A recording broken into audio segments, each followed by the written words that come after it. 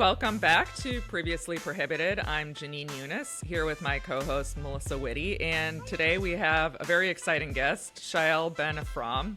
And for the first time, I have to say, we're having someone on who doesn't, and basically 99 to 100% agree with us on the situation in Israel-Palestine. Shaiel is an analyst, and he's the host of Israel Explained, a YouTube channel, and the History of the Land of Israel podcast. So we're very excited to talk with him, sort of hear a little bit about his background, what his views are, what Zionism means to him, and how he views the current situation on the ground in Israel-Palestine, and then like how we can sort of find common ground moving forward and what his vision is for the future. So welcome, Shaiel. Really quick, Melissa, over to you. Yes, thank you guys for coming back. I want to apologize for my pen clicking. We had somebody bring that to our attention. I have all these little nervous energies, and I'm always like tapping things, and then I didn't know that anybody could hear it. So I promise I will no longer be clicking my pen to drive everyone insane. So if you guys could just, please come back and subscribe to us, hit the like button, leave us a comment. We definitely clearly read your comments, and we really appreciate the feedback. So we're so excited to have you here with us, Shaiel. You have written so many good threads, and you came to my attention, I think it was like last summer, maybe late or early fall, when there was the controversy at the prison, right? So there was some pretty horrific abuse that took place at the prison by some of the reservist IDF soldiers, and you were an Israeli who really called it out, and you said it was disgusting, and you wrote a long thread on it, and you brought attention to it in circles that maybe would have, rather had just ignored it, right? And so I thought that took a lot of courage. It was really brave, and I thought you gave really great analysis on it. So I was excited when Jenny told me that you said yes, you would come join us. So thank you. Sure. Yeah, I'm glad to be here. Yeah, that thread really changed my life in many ways. I Nothing has ever been the same since. I've been ostracized by a lot of people I was close to as a result. But I stand behind every word that I said, and despite being called a liar and a propagandist and all kinds of other names I'm not going to repeat, everything that it was in that thread has been borne out by the Israeli courts with some recent indictments against those soldiers, and I talked to several witnesses there, and everything that they said has proven to be 100% correct. Yeah. So can you, before we sort of get into current events and stuff, can you tell us a little bit about your background, where you grew up, even if you want to talk about your parents a little bit, and what you do for a living? Sure. So I was born in Jerusalem, and I was in IDF intelligence in the Army, went to Hebrew University, and got my BA and Master's there in International Relations and History. I worked as an analyst for NATO. I worked for the Israeli Foreign Ministry. And then I got my PhD, University of Calgary. I had fellowships in Harvard and UCLA. And now I work for a high-tech company doing research and analysis. And that's it. Yeah, well, my parents are from New York. Yeah, they did what we call Aliyah to Israel, so immigrated to Israel in 1970, and I was born 10 years later, so I spent my entire childhood in Israel. But I was raised sort of in English, that's why I have less of that Israeli accent, and that's also why I'm a long-suffering New York Mets fan. So, So what brought you to the United States? You live in California now, if I'm correct, right? Yeah, so I did my PhD in Canada, and then I got a postdoc at UCLA in 2017, and I've been here ever since. I love LA. Maybe it's getting a little bit old at this point. I'm a little bit of a world traveler, but yeah, I love this town. It is an awesome town. I have a brother who lives there, actually. So, I mean, you would describe yourself, please correct me if I'm wrong, but as a liberal Zionist, right? Yes, I'm a liberal Zionist, although I have to say that most people who use that term today are significantly to the right of me. They're Yeah, I used to be sort of mainstream liberal Zionist, and I don't feel like my ideals have changed all that much. You know, it's one of those, the party left me, although liberal Zionists don't really have a party. Um, yeah, so I don't feel like I've changed. I'm sure everyone watching this who's a Zionist will disagree, but yeah, I find myself increasingly alienated from other people who call themselves liberal Zionists. But I haven't stopped calling myself that because I'm a liberal and I'm a Zionist. So you know. So what does that mean to you? Well, okay, so we'll start with Zionism. Zionism has become a very loaded, controversial term, and it means all sorts of things to all sorts of people. But it actually has a dictionary definition, and the dictionary definition is someone who believes in a Jewish homeland in the land of Israel, whatever that looks like. By the way, that didn't used to have to mean a state. Today, most people would believe that has to mean a state, but a lot of people consider themselves Zionists before 1948 did not believe in a state, including the mainstream Zionist movement. And, you know, and it doesn't suppose any particular borders or any particular policy or anything like that. So that's the word Zionism. Liberal, I'm looking sort of at the modern American version of liberal rather than the, you know, classic liberal, which increasingly means some kind of MAGA Republican or something like that. So you know, believe in separation of powers in the government, rights for minorities, free market, human rights, you know, all those sorts of things. And Egalitarian rooted. Egalitarian rooted. Yeah, absolutely. And so I believe that there should be a Jewish homeland in the land of Israel, and that it should embody all of these values. That's why I consider myself a liberal Zionist. When just to sort of clarify, you know, I call myself an anti-Zionist, which is only a term I started to use recently. I sort of stayed away from it too because it's loaded in its own way. And I want to be clear. I have zero problem with Jewish people living in the land, even if it's the majority. What I have a problem with, obviously, is having a state that is characterized based on a Jewish majority, where there, greater rights for certain people. And obviously, I understand how things work there. You probably figured out my dad's Palestinian, so which is why I'm named after Jenin. He's from that area. So I have, obviously reasonably strong feelings on this issue. And I think that having a Jewish majority state by definition is going to mean that there are people who have lesser rights. And as we've seen that sort of play out over the decades, I almost think that the current situation was inevitable. It was like an inevitable progression into this sort of extremism, because when you define yourself that way, this is kind of what happens. But so again, I want to make clear, like, I don't have any problem with Jewish people living there, even being the majority, if that's what happens. Okay, yeah, I fully understand. That's why we don't disagree, as you said. There's a lot of things we disagree on. Yes. Yeah, and so I come straight from the middle, I don't in real life, I don't actually know any Jewish people or any Palestinian people whatsoever. So I come straight from a Central American. I am kind of an American nationalist per se. And so my viewpoint, my objections are always to what I see as the kind of obscene allegiance to Israeli politics that the United States politicians give, the deference that we give, the preference that we give to this foreign nation, in which I very often, especially being a Republican, see my own representatives constantly prioritizing the interests of the Israeli lobby over, if they have to pick and choose, they'll choose to serve the Israeli lobby, in my opinion anyways, which again, they would always argue that those are always in our interests as well, and it's a totally different thing. But that's kind of where I come at it from. I don't have a lot of opinions per se. Like, it's not like I'm inherently like opposed to a Jewish state or whatnot. I'm kind of more of a separation of church and state. I think that there's a lot of, that the United States should not be expending resources, especially valuable resources or soft power, in pursuant of a foreign ethno-state, quote unquote, right? So it should always be in line with the values that we espouse here. We wouldn't allow the establishment of something like that here, so therefore why are we supporting it elsewhere? Does that make sense?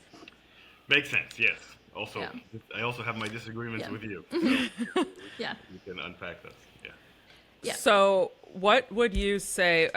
Let's start with what was your response to October 7th? How do you think Israel should have responded to the events that I think we can all agree are horrific? Yeah, so the October 7th events were, unfortunately, one of my first reactions was to see what was coming. What was coming in terms of the Israeli response. I didn't quite know how bad it was at first. No one did, but I knew it was the worst thing that had ever happened to Israel. I knew that within 2-3 hours. I had a friend on the ground who sent me some videos of people being massacred, so I had that immediately. And then when my friends started sending me, all my WhatsApp groups started buzzing, I saw the tremendous anger, which I shared, and I remember my most left-wing friend, basically agrees with Jenin about there shouldn't be a Jewish state. Jewish, served in the army, all that. He was talking about killing everyone in Gaza. Wow. And everyone. Wow. And yeah, and that's when I realized what was going to happen. Because if he's saying that, I knew he'll change his mind, and he did. Yeah. But the other people didn't. A lot of other people did not change their minds. And I've been through. This isn't my first rodeo. I've seen so many of these operations. I've seen so many terror attacks. I don't get caught up in that. Let's kill every civilian cycle. When I was 18, I did. So I know exactly how it feels. I remember in the second Intifada, in particular, feeling murderous rage. Then at some point you realize that you have to solve these things diplomatically. I do anyway. They have to solve these things diplomatically. But I knew that this was going to happen. Nothing that's happened since surprised. Well, okay, that's not true. The ferocity of the response didn't surprise me. Is how I would put it.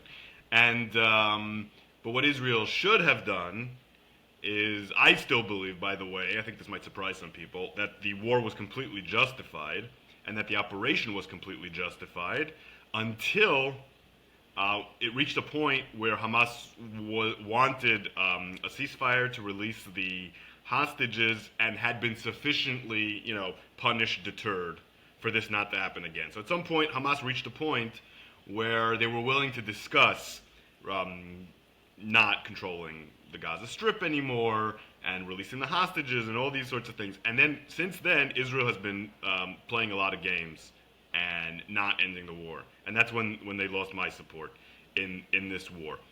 So I thought the war was Can you give us a... Oh, sorry. Just a time frame. Yeah. Okay. Yeah. Go ahead, yeah.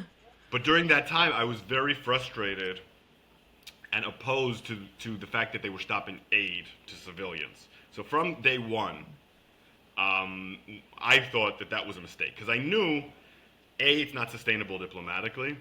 B, it's a war crime. C, it will cause unbelievable suffering. D, it'll have ramifications for Israel in the international scene. I've seen this kind of thing before on lower flame. And I knew it would be a mistake for everyone involved. So that I was never for. I also didn't realize early on, or didn't want to realize, maybe I was blocking it out, quite how indiscriminate a lot of the Israeli military operation was.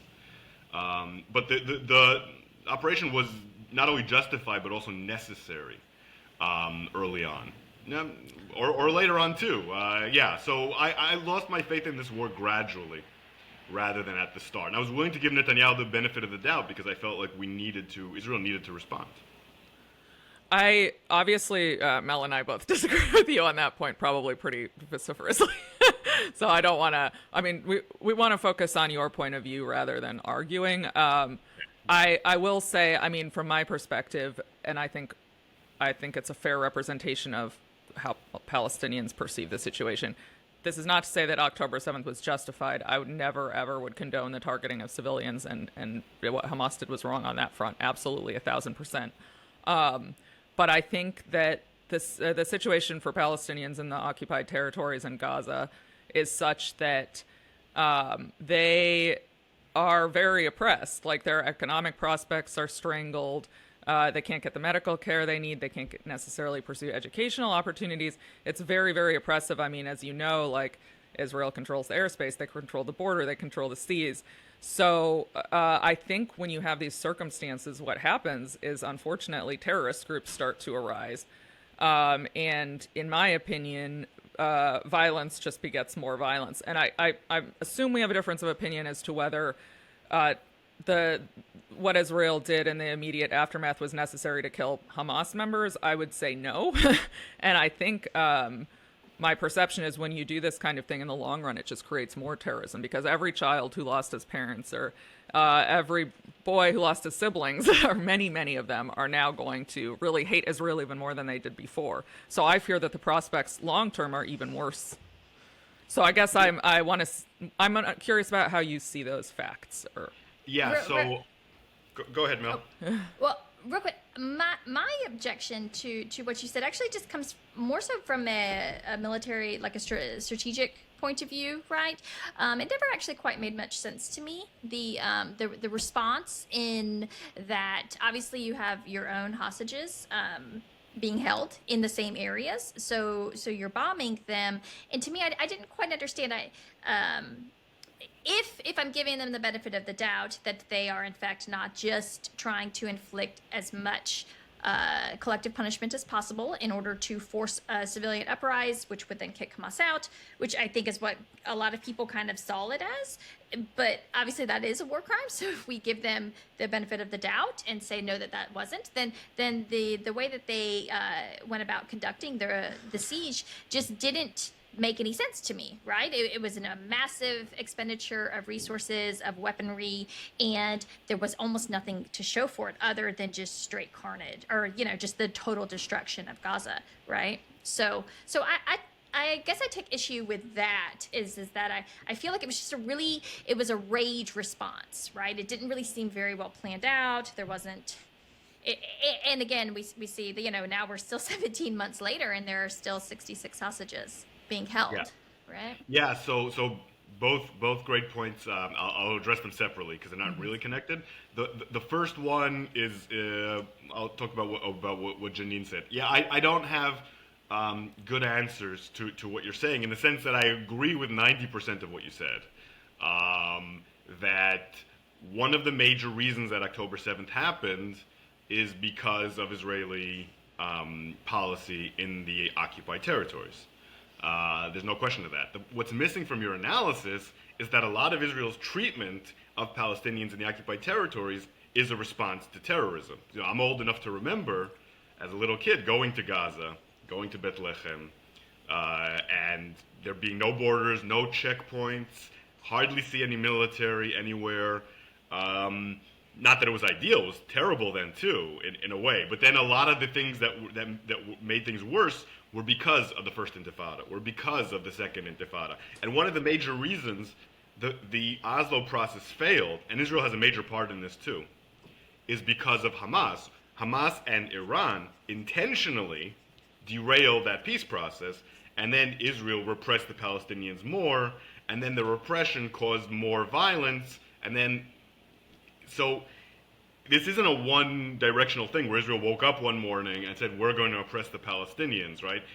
You can go all the way back to the 1967 war when the West Bank was taken.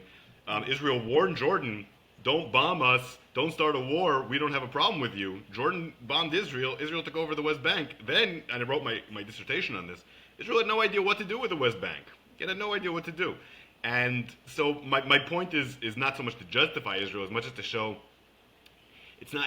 There's this cycle between, and you mentioned the cycle between these two sides that it's almost impossible to take one side and say, oh, they did this, they did that, and it's their fault. That really isn't the history. That's what everyone does. That's what just 99% of the people analyze it do.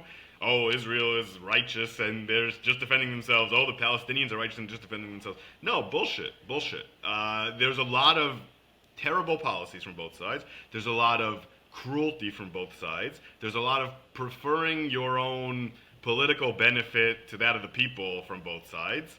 And that's what led to where we are today. And what I wanted to see from this war, and what I still am actually not 100% sure won't happen as a result of this war, but in the long term, is using this trauma as a bridge to create something better. And wars paradoxically, sometimes do that if they're managed correctly, if they're ended correctly. So that's what I was hoping to see from this war, the end of that, by creating what I believe is the only solution, a Palestinian state next to Israel, and better treatment of Palestinians in general. So what I was hoping from this war wasn't just vengeance, but to reach somewhere better. Because where we are right now, where we were on October 6th was terrible, and where we were on October 7th was even worse. And that's what I was hoping for from this war. In retrospect, I mean, I don't know if I ever fully believed that would happen. That's what I hoped for. Oh yeah, no. But do you want to Can I?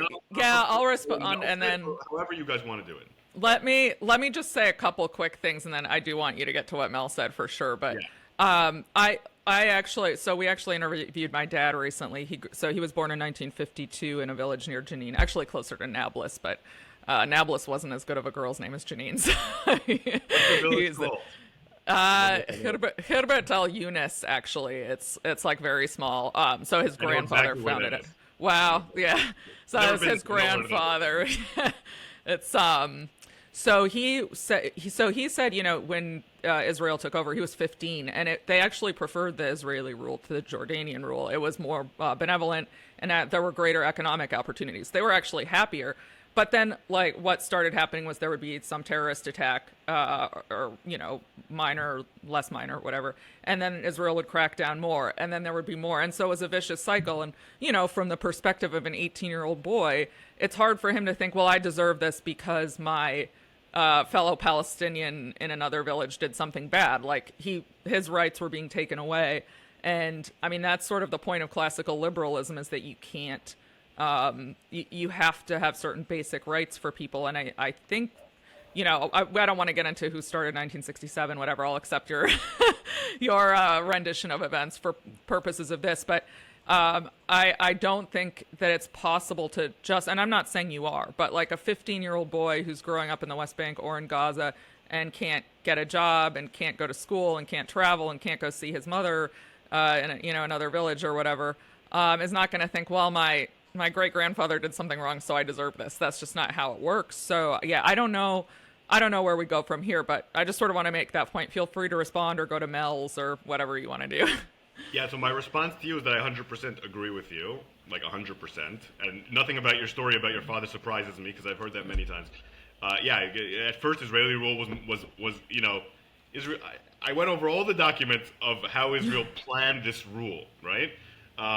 They were like, we're going to be the enlightened colonial rulers. Like, I shit you not, this is what they said. It's okay for me to curse on this? Oh, yeah. Okay. This is what they thought of themselves. We're going to be enlightened. We're not going to be like Rhodesia. We're not going to be like the French in Algeria. We're going to be enlightened, you know. So that's what they were trying to do. But still, colonialism. They thought of themselves as colonialism, by the way. Like, it's all there. Like, because colonialism wasn't quite as bad a word for them as it is now. And and then when the treatment of the Palestinians went sour, a lot of those people who were the original architects of the occupation didn't like it. It was people who are on the right. It was Ariel Sharon and Begin, and that's when a lot of the things that your father is describing started happening in the early 1980s. And a lot of it was unjust. A lot of it was exaggerated. A lot of it was for political effect. Some of it was for security, but not all of it. And that's how it is. That's how these things are. You do things for political effect. You exaggerate, and it gets you votes, but it doesn't help the conflict. And we're seeing a lot more of that today than we did then. But that's where things started to really go wrong, and that's what led to the first Intifada. And when you say, where do we go from there, the answer is a tough one.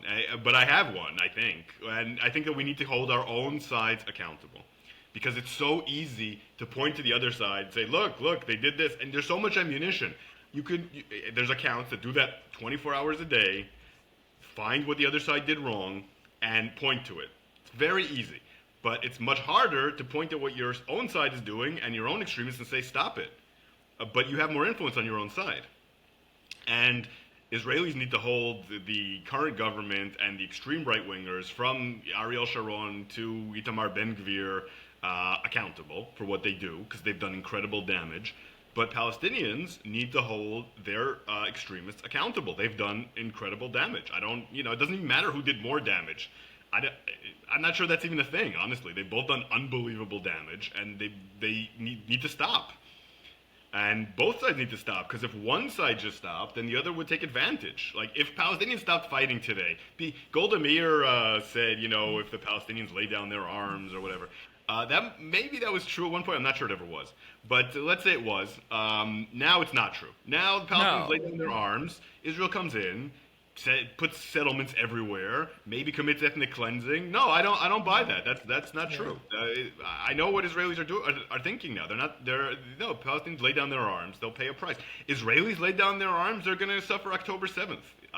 Again, everywhere. There's no goodwill. It's not like there's no good guys here. And every side needs to hold their people accountable.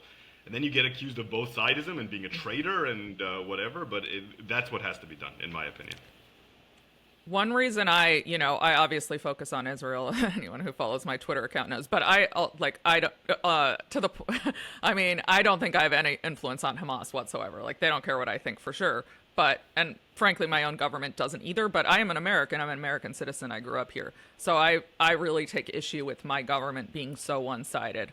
And that's why I focus on it. And that wasn't a criticism of you specifically. No, it implied. Yeah. I wasn't. I mean, yeah. In fact, I got called a Zionist by some crazy Hamas guy the other day. He wrote a thread about how I'm actually a secret Zionist because I said I condemn Hamas attacking civilians. I was you say some very reasonable things. I've seen some very reasonable things from you. Yeah. Look, you don't have influence on Hamas. I don't have influence on Netanyahu. But there are people who do. There are people who do on each side, and they need to do more. It's very easy for me to say, because in Israel I get nasty insults. In Gaza you get shot in the head. It's easier for us to do it. Not that we do it enough, we don't. Even though it's easy, we don't do it. But the Palestinians, is really hard for them, and I understand that. But there's no other choice. We can't force the Palestinians to stop using terror, but we need to do more to stop it. And there are people in Israel who demonstrate very bravely. I just wish there were more of them. Now, as far as the military aspect of this, remind me of the main points. I remember, you talked about the hostages and how they could be killed by it, that this was raid. I didn't think it was a very smart strategy going in from the start. It was definitely mired by rage and a lust for revenge. I think everybody kind of saw that. And so for me, that was really frustrating because the objectives or whatnot, I don't even think they were ever really, it was obviously to take Hamas out and to get our hostages back. And obviously getting the hostages back to me should have been number one, the most important thing. But to me, the whole idea of just ridding Hamas, to me, Hamas is more of an idea, right? A rose by any other name will still smell just as sweet, right? So you take out Hamas, another resistance group pops up. So you have to remove the reasons for the resistance, right? Why are these people willing to engage in violent resistance? And obviously, it goes back to the oppression and the extreme. And then I too understand your point that, well, this is a response to certain things, and whether it's an over response or not can certainly be debated and whatnot. And it's certainly not fair in a lot of instances. But so the whole idea that, we're just going to get rid of Hamas was just always kind of dumb to me, I guess, because I'm like, okay, well then what? Somebody else is just going to pop up, right? And didn't we learn this lesson in Iraq and Afghanistan? Right. You still got Al-Qaeda is still operating 23 years later, right? 24 years later. So, Yeah. So I agree with you that the strategy in the war, such as it was terrible to non-existent. At first, the war was, like you said, a lot of it was about rage and revenge. And throughout, there was an element of that. But at some point, it turned into something else. I don't know if it's worse or better. I guess it's worse. Where it just kind of dragged on in order to keep Netanyahu in power. Yes. And that's something that Israelis are very aware of. People are aware of it abroad, but less. And that was the strategy. The strategy was political, not military. And that's a lot of what you're seeing, the reason it makes no sense. About March last year, I think that became really, really evident, right? That's right. That's around when I lost faith in the war and when a lot of other people lost faith in the war. Can But you? today, yeah. Oh yeah. Go No, ahead. I was just going to say, can you briefly explain for people who don't know what Netanyahu's motivations are? I assume you're referring to the fact that he has, criminal charges against him, and he's trying to avoid. No, no, Okay. no, not exactly. No. The criminal charges, I think, are not worrying him all that much. Trump has shown that if you play the right populist cards, you can survive just about anything legally. And Netanyahu is learning from that playbook quite well. And I think that even if Netanyahu is found guilty of all sorts of crimes, by the way, what he's being accused of isn't, it's low-level bribery, essentially. Yeah. I think he can be found guilty and still be prime minister. Just by, the judges need to be put on trial and their corrupt deep state, all that stuff. It's working. It's working. I don't think that's what he's concerned about. But I'll tell you what he is concerned about. He's concerned about his coalition.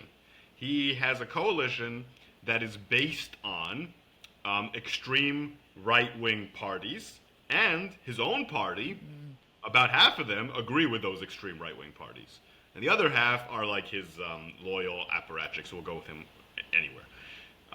So if he doesn't do the most extreme right-wing things, his government falls. And they have said, Ben-Gvir and Smotrich and several people in the Likud have said that if there's a ceasefire that ends the war, they will leave the government, then the government will fall, and then there will be elections. So he's tried to find every single way, and boy is he creative, to avoid ending the war, right? He's actually managed amazingly. Like, I'm just watching this almost with admiration, but admiration that makes me want to puke. He agreed to the first phase of the ceasefire, which is supposed to lead to the second phase, and now he's managing to somehow turn the fact that they're not willing to extend the first phase into a reason to not go into the second phase and to start a war, to restart the war. And he's just done this over and over again, and it's endless. And that's why you're not seeing a strategy.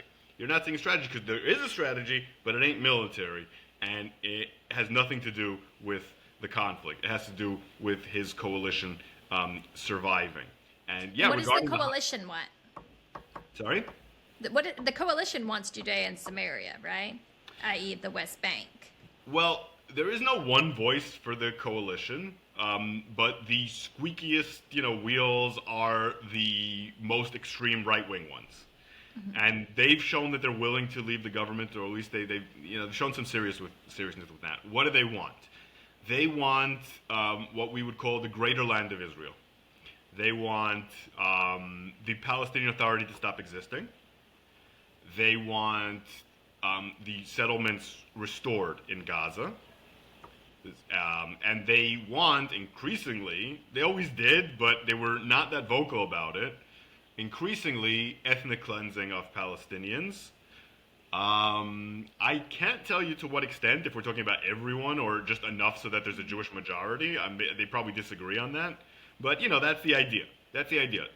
Get enough Palestinians to leave voluntarily, they will say, with, pressure. And then the Jews have a majority between the Jordan River and the Mediterranean. And then they can settle everywhere. And the Palestinians that are left would have to swear fealty and loyalty to the state of Israel. And that would be Greater Israel. And we're now even seeing some signs that they want to take over parts of Lebanon. They want to take over parts of Syria. It's just absolute insanity, and it's endless. Now, in that plan, I've always been curious about this, so I'm actually excited to talk to somebody who would know. Would the Palestinians be given citizenship or not? Yeah, so the reason Israel hasn't given Palestinians citizenship over the years is demographic, right? When Israel took over the West Bank in 1967, Levi Eshkol, the Israeli prime minister, he said, we like the bride, but we don't want to pay the dowry, right? The bride is the land. The dowry is taking in the citizens and accepting them, because if you pay the dowry, it's not a Jewish state anymore, right? So That's why they weren't given citizenship. And that's why today Palestinians would never be given citizenship by any government. But if enough of them are expelled or leave, and Israel has a very solid demographic advantage. Right now, we don't know the exact ratio because it's, politically contentious. But it's around 1-to-1. Palestinians, I would guess, have an advantage somewhat. I don't know. Between the river and the sea. There's less Palestinians than Israelis, but if you take together the Arabs living in Israel, the Arabs living in the West Bank, and Gaza, I would say Palestinians probably have a little bit more than Jews.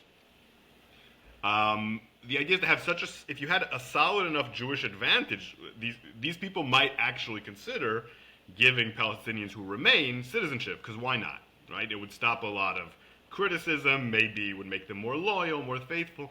The idea isn't so much that no Arab can be a citizen of Israel. There are people who think that. I've met them, I've talked to them, they exist, who are like, no Arab should be here. But they're the minority. The problem that most people have is that they want them to be, not to be able to determine the policy. So yeah, I could imagine that even the right-wing extremists, some of them would want to give citizenship, but that would be after a lot of horrible things have happened, including major ethnic cleansing.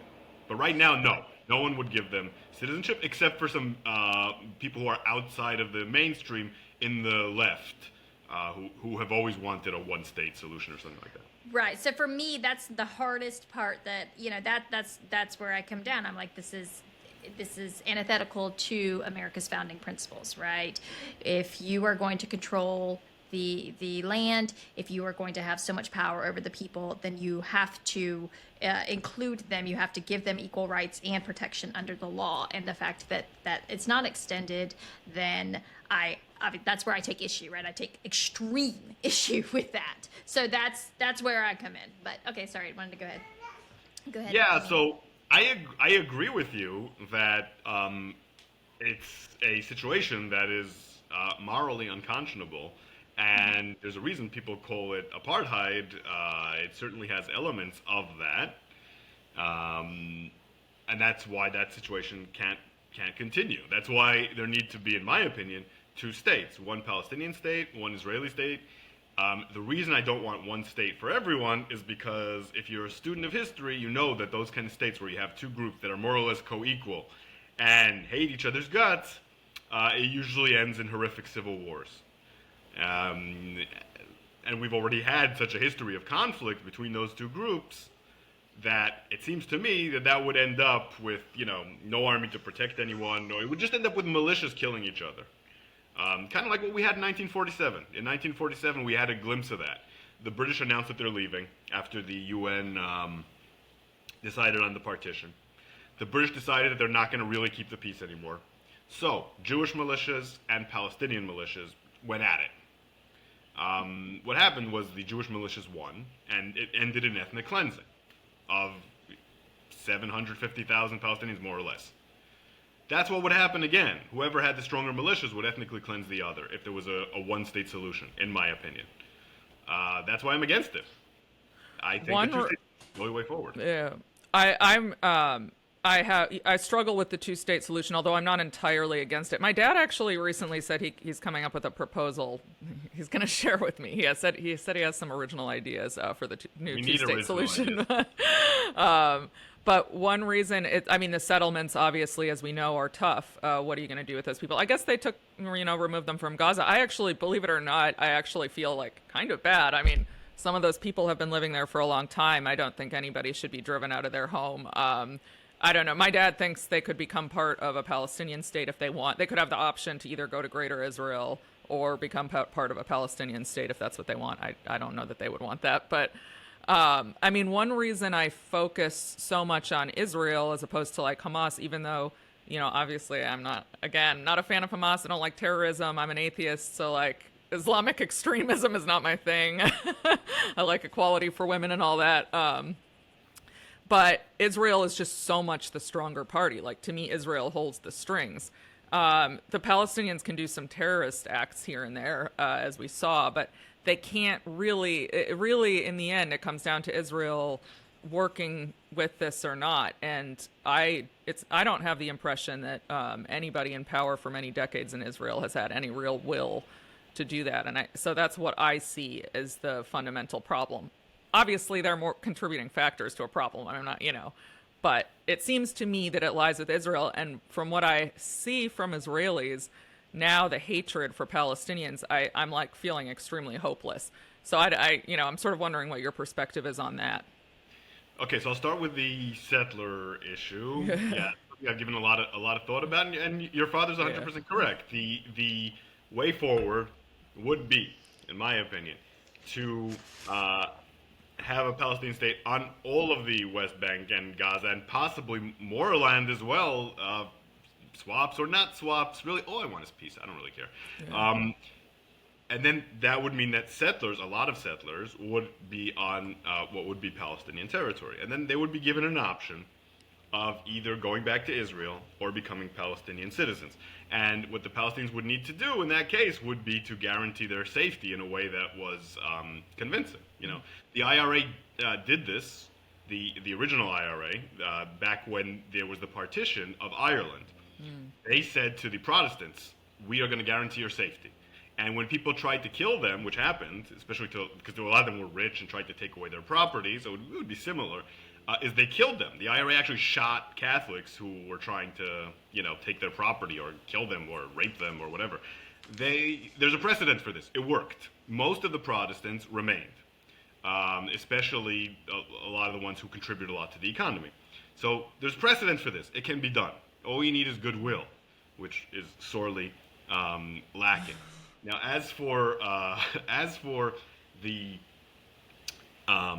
future with all this hatred and whether Israel is mostly responsible, honestly, at this point, I agree with you. I probably would have pushed back at some point to some extent, but right now, Israel is so much the stronger and acting so unreasonable that at this moment, Israel is the main problem. That's just a fact. I say that all the time. I just, Hamas is saying, let's stop this war and negotiate over the second phase. And they're not a good faith actor, but they're saying that. And Israel's not willing to, right? And Israel's trying to collapse the Palestinian Authority. The Palestinian Authority are the moderates who are calling for a two-state solution. And Israel just invaded Syria unprovoked. I've never seen, honestly, I've been following Israeli military strategy and foreign policy for a long time. And Israel have done a lot of questionable things. But honestly, the invasion of Syria is maybe the most unjustifiable thing that Israel's ever done. Because everything that Israel's done, it's not like the worst crime, civilians haven't died in large numbers or anything like that. But on a purely moral basis, there is just no justification for it. The Syrian government came in and they said, we want to make peace with Israel eventually, and Jews can come back to Syria, and Israel invaded them. That was their response. You're talking about yesterday, specifically. I know the advancement into, I guess, into they invaded the Syria a long time ago. They're coming up with an excuse to go into Damascus. Right. Yeah. Right. Yeah. So I guess Damascus. Yeah. They took over like all of the Golan Heights, right? In December, I think it was, right? And then now, but yeah, this excursion yesterday was quite literally almost when I was looking. I think it said it was 8 kilometers south of Damascus. So that's pretty wild, right? Yeah. No, they're saying that Syria has to demilitarize its entire territory south of Damascus, and yeah, I mean, on a purely moral level, I've never seen anything like it. And it's hard to argue with the fact that Israel right now is just a very, very serious problem. This government, not that all the other previous governments were saints by any measure, but this government is a atrocity and it needs to be removed. And it's a cancer on the region. What do you think the role played? Because I have one follower in particular who is a Zionist, and he's really great. I really enjoy his commentary, and he takes a lot of issue with U.S. support. What's his name? I probably know. It's Anon. I could probably I'll tell you later. Okay, no worries. But yeah, he probably does follow you. But he either follows me or blocks me. I don't think he blocks you. But he takes a lot of issue with U.S.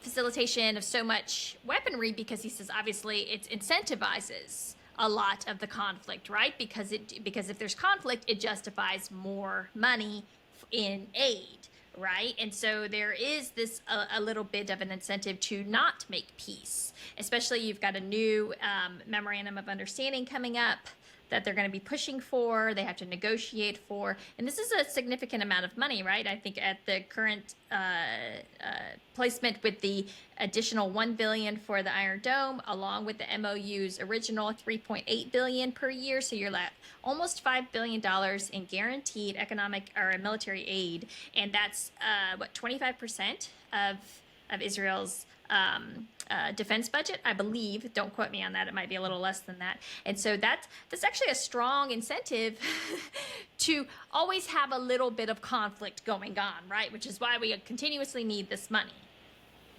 And so, yeah, I have a lot. I'm not going to lie to you. I have a lot of trouble with this topic because, on the one hand, I don't want Israel to have an incentive to continue to do things that I think are unconscionable.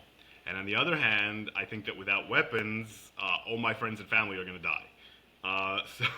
So I find myself in a difficult position when it comes to military aid. I think, in general, the answer to this is not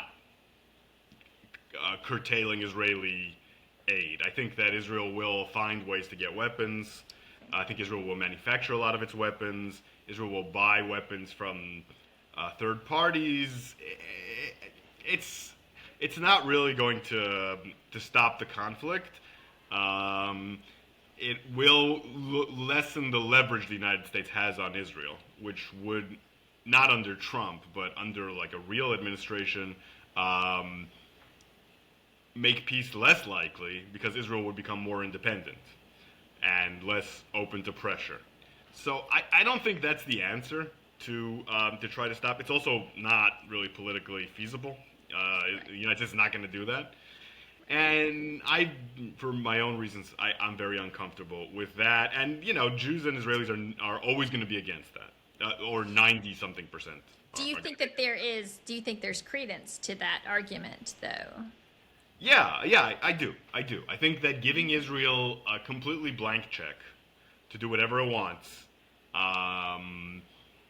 incentivizes a lot of these actions. But Kissinger put it quite well. He said that when you give Israel the weapons that they want, they feel confident and they get aggressive. And then he said when you don't give Israel the weapons they want, they feel insecure and then they get aggressive.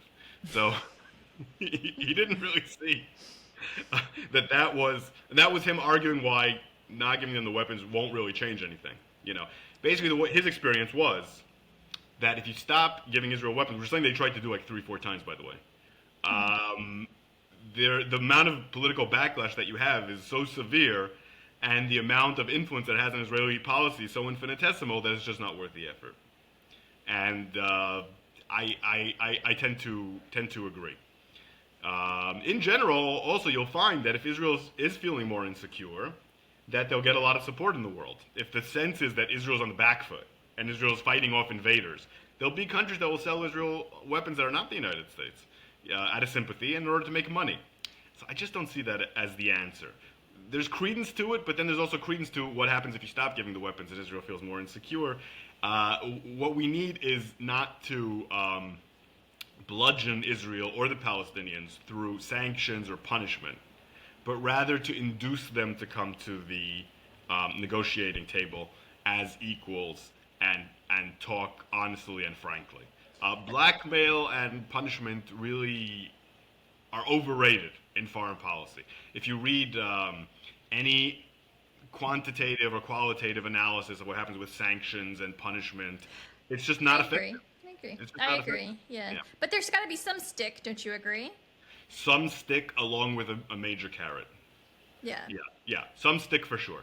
But the stick can't be the basis. You want to have, along with, Biden kind of tried to do that. It could have been done better. But that was the idea. You have the normalization with Saudi Arabia, but then also, if you violate certain human rights things, then we're going to question some of the arms supply. There was a hint of that, a little bit more of that carrot and the stick, yes. But just the stick, I don't think it'll be effective. On both sides, by the way. This whole stop the aid, stop UNRWA, all that stuff, I don't think that's effective either. Yeah, I agree for the most part that, especially with the sanctions and whatnot, we've seen it. You see it all over the world, right? You see it with Iran, you see it with Russia, you see it with Venezuela, all of it, and it's actually worked in the opposite direction, right? It's made them all more independent and less susceptible to influence, right? Yep. And so I definitely agree in that aspect. But then when I think about, like, I take a lot of issue with, and I'm sure you do as well, I know it doesn't reflect well on you all at all, is these extremist settlers in the West Bank and just some of the horrific things that they do, the attacks. So sometimes I get really frustrated because when the settlers attack Palestinians in the West Bank, right, it's always just, I feel like it's kind of treated as almost like a crime issue, a domestic criminal disobedience, run of the mill, right? But if a Palestinian response, it's terrorism, right? It's this total, which is just crazy how you can have two people, two sets of people on the same land, and one of them does something horrific and it's terrorism, and the other one does something horrific and it's just a regular crime, right? Barely even treated as a crime sometimes. And so I think that that's just a lot of the double standard that, if it's not addressed, obviously, the resentment grows, and I don't know how you square that after a certain point, and I don't know if it's already past that point now. Well, I mean, I agree with every word you say. It's unconscionable and it's immoral and it's a double standard. And it's more than that. The truth is, these settlers are part of the political movement that is propping up this government. So, Bezalel Smotrich and Ben-Gvir don't just support settler terrorism. They are settler terrorists. Ben-Gvir has been indicted for encouraging terrorism. I don't think his affiliations and connections to Jewish terrorism have ever been sufficiently explored. Bezalel Smotrich was arrested for involvement in a terrorist event and was released only because the Shin Bet, the Israeli FBI or whatever, didn't want to release confidential information for the court proceedings. Otherwise, he would have gone to jail for settler terrorism. So these are the people we're talking about. Yeah. The settler terrorists are their constituency. They're their people. So they're treated very well. And the government has officially said that they'll no longer put them in custody without trial, which is something that they used to do, that they defunded the Jewish division of the Shin Bet that used to keep an eye on these people. So up until recently, Israel did a lot to try to stop settler terrorism. Now, it never treated them the same as it treated Palestinian terrorists. So everything you said also applies to previous governments.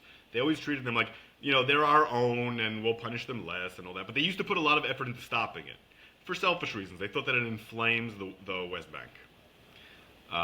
The current administration doesn't even do that. They all the little elements Israel had and some of the pretense that they had of treating them, putting them to justice is gone. And so it's not even that it's criminal. It's not even, like you said, it's not even really criminal anymore. It's fine. That's the attitude. And then when it comes to Palestinian terrorism, anyone who's a terrorist or related to a terrorist or talked to a terrorist or tweeted something that seems sympathetic to a terrorist can be killed. So to call it a double standard is even insulting to double standards. And it does incredible damage to everything, to coexistence, it encourages terrorism. The only thing that it does that is in Israel's quote-unquote benefit, or I should say the benefit of the extremists, is they want to make life hell for Palestinians so that they leave. And they make no bones about that. If you drive on the highway in the West Bank, you will sometimes see signs that say you have no future here. Leave, in Arabic.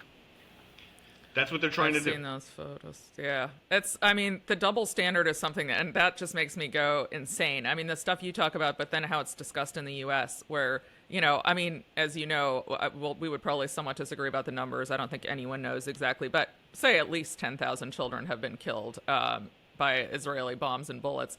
And they're not talked about at all. And 2 children horrifically, tragically killed, Israeli children. And it's, the Empire State Building is lit up for them, and it's all over the news. And I mean, there were 65 doctors, nurses, medical workers who wanted to testify on the Hill about the fact that they were seeing children shot in the head, clearly intentionally, by IDF soldiers, and not a single senator could be bothered to show up. Like, if those were Israeli children, it would be, and it's just this, like, extreme racism, and I mean, I have to admit, it really gets to me. It's like, these are my cousins and stuff. It's very personal, like the complete lack of concern for one group of people's lives while extremely elevating another group of people's lives. And, like, it's just be a terrible tragedy that we avoid at all costs, that any child is dying at any time, obviously, is how I feel about it. But I'm not necessarily asking a question. If you feel free to comment or not. But yeah, I'll comment, even though I really don't want to all that much, but I will comment. Yeah, so first of all, I don't pretend to know the numbers of how many children were killed. All I know is it's far, far, far too many. Thousands and thousands of children have been killed. I don't know the exact number. I know people who that's their job to do. Honestly, I don't trust anyone. I think everyone's lying. I think everyone's twisting the facts. It's too many. That's what matters. Yeah. Regarding the attention that the B-bus children get versus others, there are 2 reasons that that people will most Israelis would answer to what you're saying. One is Israelis have never come to terms with the fact that it looks like, and you talked about those snipers who shot Palestinian children, that have never come to terms with the fact that there are cases, it appears, that Israelis did intentionally kill Palestinian children. I think most Israelis haven't come to terms with that. Won't. They try to discredit all these reports and so on and so forth, and say that they didn't happen. Israelis, generally speaking, will deny that they ever kill children intentionally. They'll say that it's always an accident. I'm not so sure. I'm not so sure that that's true anymore. And if that's not true, then we can disregard that. But traditionally, that's been the Israeli argument. Yeah, we kill children, but it's always an accident. We always try to save them. There's been some truth to that in the past. I'm not sure that's true anymore. I'm not. I don't know definitively if Israel... Listen, I've talked to a lot of soldiers in Gaza who have been served in Gaza, and I've heard some terrible stories from them. Atrocious stories, like, really. No one that I've talked to has admitted to doing that or seeing that. That doesn't mean it didn't happen. I'm just saying, that's... Like, if I heard it, I would say it. I like I did with the Sdet Teiman. When they told me, I said. That doesn't mean it didn't happen. But like I said, I haven't heard that. I've heard other things that are almost as bad. I think there's the evidence of those healthcare workers, I think, as a criminal defense attorney, I can tell you, if you have 65 people saying something and they have no reason to lie, like credible people, that's a... I'll be 100% honest with you. I don't want to believe it. Yeah. It doesn't mean it's not true. Yeah. I'm not a forensic expert. I've heard all the propaganda say that's not true. I didn't find it that convincing. I find the case that it is true to be more convincing. So it's probably true. And I don't want to say that, but there you go. I'm not going to lie. I'm sick of lying. I feel like a little bit emotional now. Yeah, I'm pretty sure. I'm pretty sure it's true. I'm pretty sure it's true. I'm not a forensic expert, so I can't say definitively, but I'm pretty sure. I was going to say something else about why the... Yeah, of course, there's the racist element. There's no question that the fact that that the fact that there are Israelis versus Arabs. Arabs' lives are treated quite callously. We see that when Arabs kill each other, that no one cares. And when Israelis kill Arabs, they care a little bit more, but not much more. And that only shows that they care what Israelis do, and not so much what happens to Arabs. I mean, part of the point I was trying to make about the Congress people was, the doctors and nurses were going to testify in the Senate, I think, and not one senator showed up, not one. Like, to hear the testimony, to evaluate it. And as you said, you're not a... Probably because they know that they couldn't really deny it, and then that puts them in a very uncomfortable position. And politicians don't like to be in uncomfortable positions. Yeah. These are not good people. These are people who want to get elected. And then there's the other argument that Israelis would counter with, and that is that Israelis believe that that we value our children more than Palestinians do. The argument that I really want to hear what you have to say about this. So the Israeli argument is that a lot of Palestinian mothers, they want their children to be martyrs. They show their children in the Hamas garb, etc.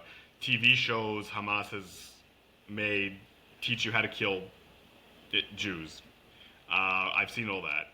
And so what a lot of Israelis say is we care about the lives of ours, and Palestinians don't care about their lives. I can't say I find that 100% persuasive, but there's also truth to that. There is truth to the fact that there's a cult of death on the Palestinian side. In recent years, I don't think it's a traditional thing. I don't. How do you respond to Okay, that? I would take major issue. I mean, look, I don't know every Palestinian, and I don't know. My whole family's in the West Bank, so I don't know anyone in Gaza. So to the extent society might be different there, I don't know. My father talks all the time. He had 9 siblings, about how his mother was like the most loving mother. They grew up extremely poor. They were peasants. His parents didn't read and write. They didn't have enough to eat most of the time. And he said, but I had the happiest childhood because my mother loved us all so much. And she did everything she could to help him get an education so that he could actually escape, first the Jordanian occupation and then the Israeli occupation.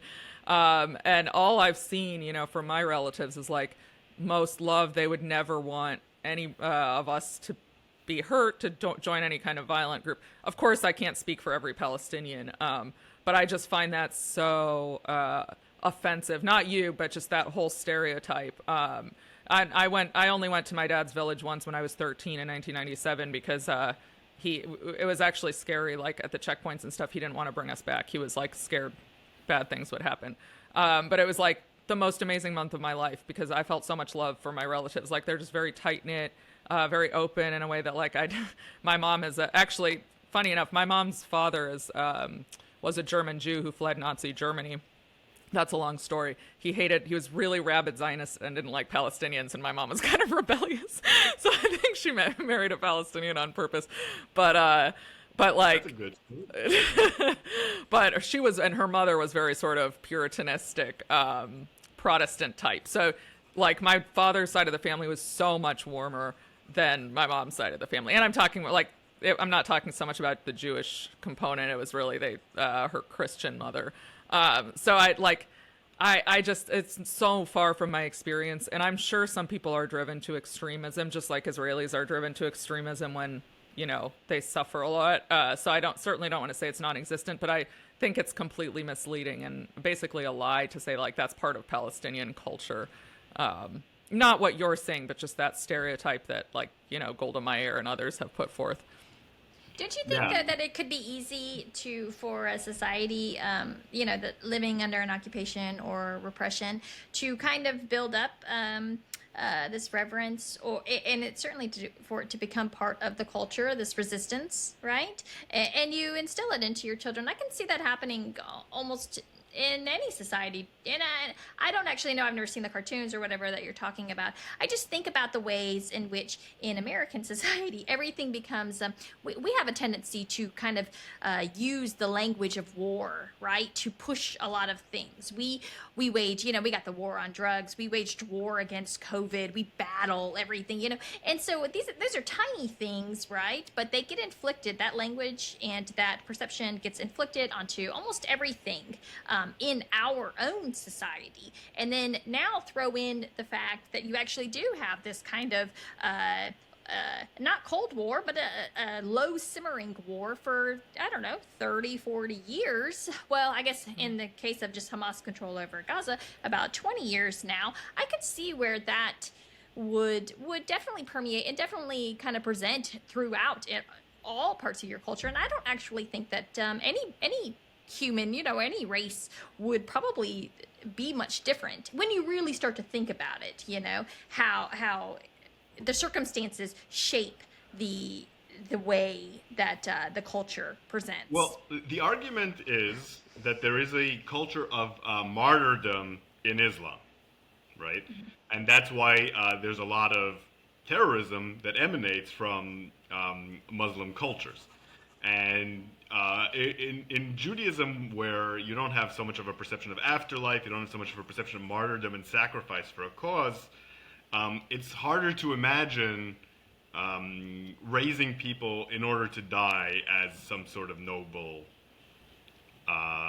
pursuit. That's not how we're raised. as Jews. Our form of extremism is just very different. The Jewish form of extremism is its own thing, and I think the Muslim form of extremism is its own thing.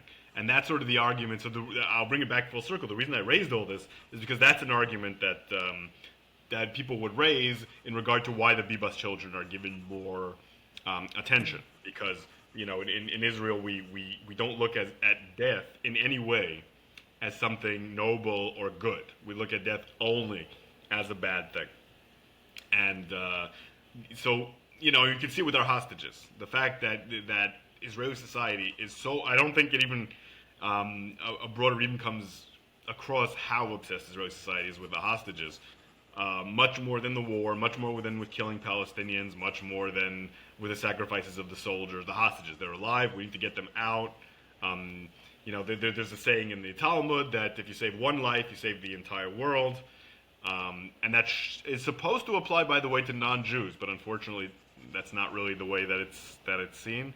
But that's the Jewish religion approach to it. So those babies take on this massive centrality. I don't think they would necessarily in most other cultures, and that's part of it too. But at the end of the day, it's not fair, and I don't defend it. I think that I've tried to do that a little bit in my social media, highlight some of the Palestinian victims of this war. And then, of course, I have to verify everything a million times, because then people say, oh, it's Pallywood, it's invented, this never happened. Yeah. But no, so many more Palestinian children died than Israeli children. I mean, it's not even in the same ballpark. And they deserve to be respected and cherished and remembered to the same extent. And I think the fact that we don't do that is one of the reasons that more Palestinian children die, because their life is considered cheaper. So fundamentally, I agree with you. I'm just raising some cultural issues, but fundamentally, I totally agree. Yeah, I mean, we would have to have another whole podcast. I would say my position is that a lot of Islamic extremism comes from Western intervention, and it's sort of a response to the fact that, but that's another story. That's another topic for another day. We've already gone on over an hour. Yeah. No question of that. You can trace Wahhabi Islam and Muslim Brotherhood to colonial interventions going back to the late 19th century and early 20th century. That's what you're saying is just a historical fact, of course. Yeah. But it also feeds from the culture. Yeah. It's like anything else. It's an interaction of elements. It's like what happens when culture A meets circumstance B, right? And then you get outcome C. So without the intervention of Western oppression, colonialism, invasions, wars, from the British Empire all the way to the Iraq War, to Israel now in Gaza, et cetera, it wouldn't have turned out the way that it did. That's not even a question. I guess the sort of thing I might slightly disagree with you on is that culture is really very important at all. I think that when people are subjected to types of oppression, and here I'm not talking just about Israel, I'm talking about, the Western intervention throughout the Middle East, that extremism I don't think people pick up a book, right? And they're like, oh, I'm going to learn to be violent or going to act violently. I think that all three of the major religions have violent, there are lots of major religions, but Christianity, Judaism, Islam have, exactly, have significant, if you want to interpret it, violent components to it, you can. And there's also a lot of peaceful stuff in there too. So I think it's much more people interpret the religion to fit how they are reacting to the external force. I agree with you, but I come from the world of academic research on violence, and so we have a concept there. I won't get too theoretical here. It's called strategic culture. Strategic culture is how you culturally manage and design and explain violence. So every society in the world uses violence. It's just who we are as human beings.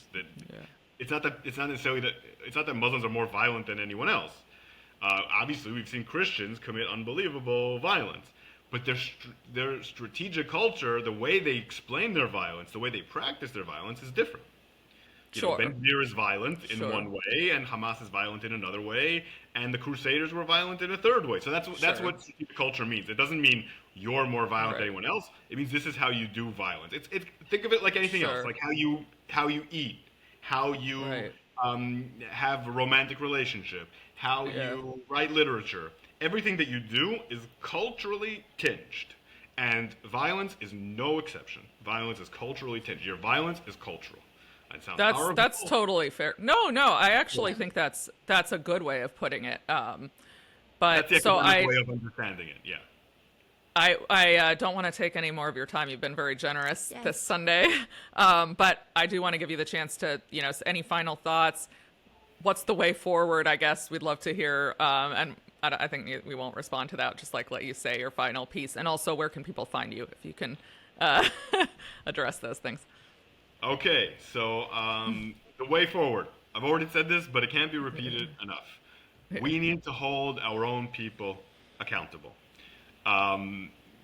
For you, maybe to pick on you specifically, Jenin, and hold you to blame for the entire but that you don't have influence on Hamas. You might have influence on pro-Palestinian activists in the United States, for example, right? Maybe I don't have a lot of influence on Netanyahu, but I might have some influence on American Jews and their views to the conflict, right?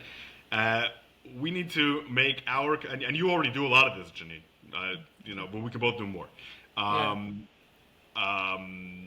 you too, Mel. Yeah, I'm less familiar with your work, unfortunately. I'll look into it more. We need to tell our people to treat the other side as human beings and to move towards peace. And to stop, and I think the most important thing on social media, where we're both pretty active, dehumanizing the other side. Yeah. And to not fall into the trap, which you and I, I'm sure, do sometimes, of dehumanizing the other side. Right? I think we almost fell into it in this conversation occasionally, and we held ourselves back. It's hard not to. We need to stop doing that, and we need to tell people who are influenced by us to stop doing that. And that's the way forward. Because if everyone who had influence was doing that, things would be a lot better. And we need to make sure, in my opinion, that this war wasn't in vain. Wars can often transform situations for the better. They can create stability. It's not a popular view, but it's true. And if you already have a destructive war happening, you try to have the peace in such a way that it builds a more productive and stable and just future. That's what we did to some extent at the end of World War II. The solutions that the West offered were by no means perfect, but they were forward-thinking.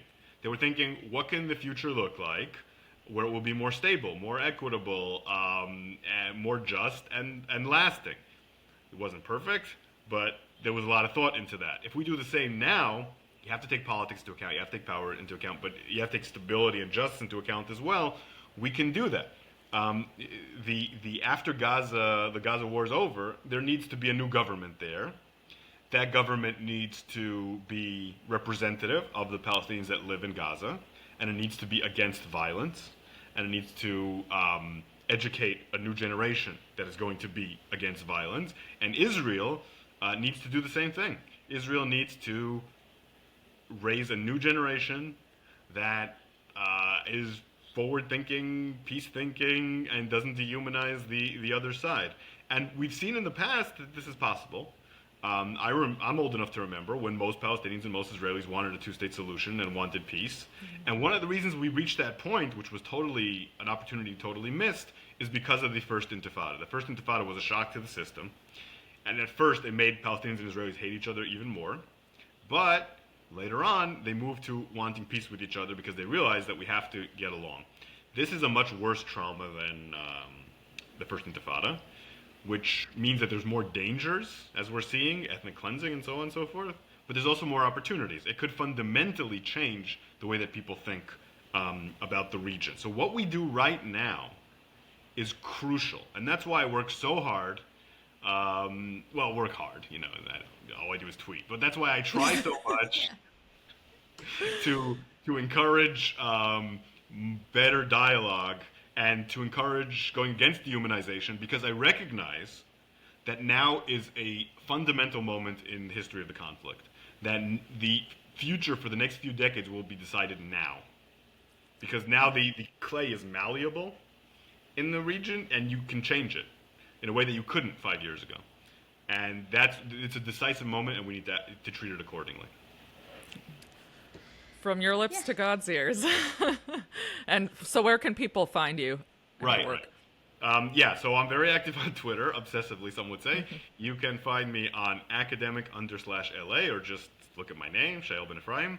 I have the YouTube channel, Israel Explained, and I have my History of the Land of Israel podcast, which is available on Apple, iTunes, Spotify, and wherever you get your podcasts. And that's very different from what I do elsewhere. I'm looking at the entire history of the region from the beginning of time up until today to try to show how the land doesn't belong to any one people. It belongs to everyone, has a rich mosaic of history, so on, so forth. I also recently started a Substack. It's called The Grand Scheme. That's more international diplomacy, more widely. Oh, I have a book coming out this year about the U.S. policy towards the settlements, and I'm also working on a novel, but that will be out. I don't know if anyone will ever pick that. Fantastic. I've been working on a novel for 5 years, and it's still like 30 pages. But thank you. The key is to write every day for at least half an hour. I heard that, and it's so hard. But thank you so much. That was really great. We appreciate it.